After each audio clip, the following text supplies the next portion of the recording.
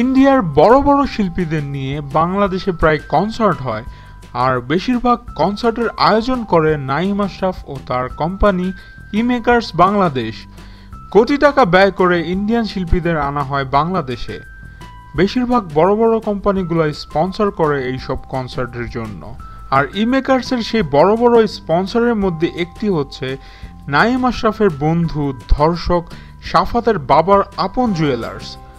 আশরাফের বড় ইভেন্টগুলোতে আপন jewellers sponsor হিসেবে রয়েছে সবসময়ই। আর মেয়ে সাপ্লাই করে বড় বড় স্পন্সরশিপ হাতিয়ে নিত নাঈম আশরাফ।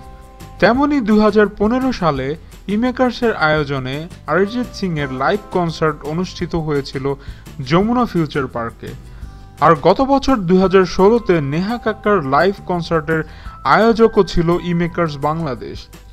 আর সেই অনুষ্ঠানের মাধ্যমেই অরিজিৎ সিং ও নেহা কাক্কারের সাথে একই ছবিতে ধর্ষক নাঈম আশরাফ। আর এইসব অনুষ্ঠানের মাধ্যমে প্রায় সব সেলিব্রিটিদের সাথে দেখা যায় নাঈম আশরাফকে।